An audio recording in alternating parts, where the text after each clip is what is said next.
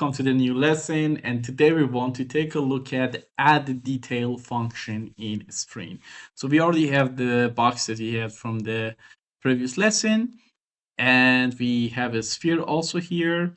Basically, by adding detail, you want to keep this sphere or any other shape within your envelope as a solid structure.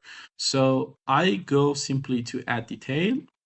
I select the shape that I want as a detail. I choose the target thickness, blend distance, and blend exponent, which is already explained here.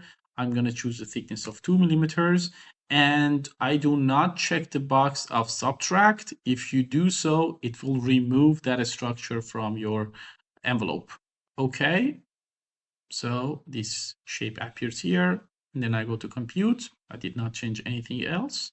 Okay, and wait for the results. Okay, the calculation is over, and now I'm gonna hide the single surface and the bodies here, and we can see the structure has been created while having that sphere as details added to the ADMS structure. This is how add detail works.